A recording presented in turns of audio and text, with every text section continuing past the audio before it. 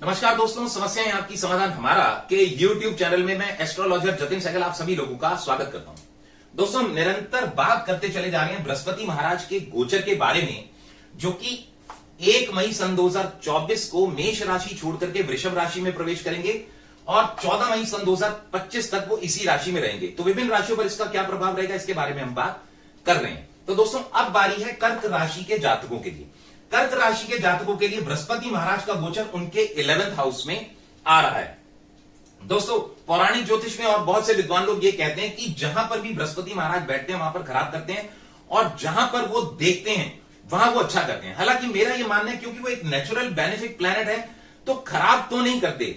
Mainly क्या है कि उस जगह को, क्योंकि वो एक बहुत विशाल बहुत बड़ा प्लैनेट है, तो उस जगह को वो एनहांस करते हैं और किसी भी चीज को एनहांस करने के लिए हमारे को एक्स्ट्रा एफर्ट्स लगाने पड़ते हैं। शायद यही एक वजह रही होगी जिसके कारण वो ये कहते होंगे।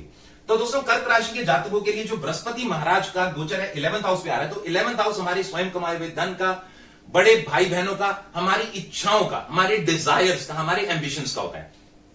तो जितने भी कर्क राशि के जातक हैं वो अपनी डिजायर्स को पूरा करने के लिए, स्वयं कमाए हुए धन को प्राप्त करने के लिए बहुत मेहनत करेंगे और वो प्राप्त कर भी पाएंगे और उस धन को प्राप्त करने के बाद वो अपने डिजायर्स भी पूरे कर पाएंगे। बट क्योंकि थोड़ा सा इगोइस्टिक होता है प्लैनेट, तो आपके ध्यान रखना, हो सकता है आपके बड़े भाई बहनों को थोड़ा सा गुस्सा आए, थोड़े से इगोइस्टिक रह सकते हैं, तो उसको थोड़ा सा यदि आप अवॉइड करेंगे तो वो बढ़िया रहेगा। बाकी कोई ऐसी दिक्कत वाली बात नहीं है। इसके अलावा दोस्तों, बृहस्पति महाराज की 3 दृष्टियां होती है, 5वीं, 7वीं और 9वीं, यानी 1 2 3 4 5।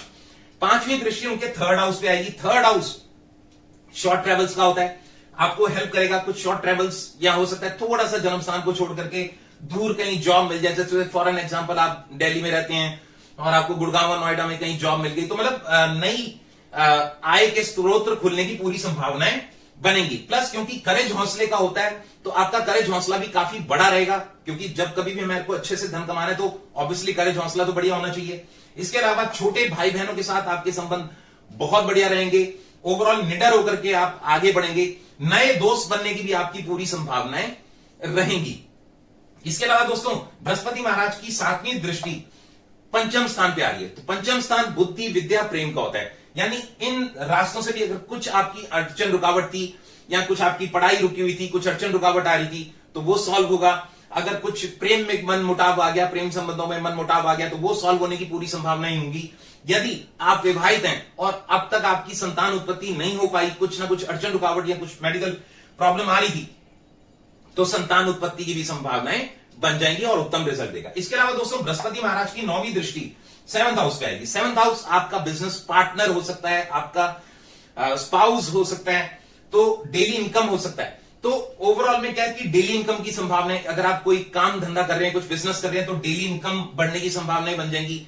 या कोई आप पार्टनर ढूंढ रहे थे बिजनेस के लिए, तो वो भी मिलने की संभावनाएं बन जाएंगी। इन केस अगर आपकी मैरिज नहीं हुई, क्योंकि 7th हाउस विवाह के लिए भी देखा जाता है, तो विवाह होने की भी पूरी संभावनाएं बन जाएंगी और विवाह हो जाएगा। यानी अगर ओवरऑल में देखा जाए तो कर्क राशि के जातकों के लिए ये बृहस्पति महाराज का गोचर अच्छा ही फल लेकर के आया है। बट दोस्तों, जैसा मैंने हमेशा बोला कि ये गोचर जो है केवल और केवल हमें डिलीवर करने आते हैं। सबसे पहले हमारी जन्म कुंडली ही काम कर रही होती है, जो कि हमारी date of birth, time, place of birth, यानी जन्म तिथि, जन्म समय, जन्म स्थान के अनुसार तैयार होती है। और उसमें प्रेजेंटली चल रही महादशा, अंतरदशा, यदि वो पहले से अच्छे नक्षत्रास में है तो बहुत बढ़िया रिजल्ट मिलता है। बट अगर वो पहले से अच्छे नक्षत्रास में नहीं है, यानी नेगेटिव इंपैक्ट दे रही है, तो उतना बढ़िया फल हमें नहीं मिल पाता।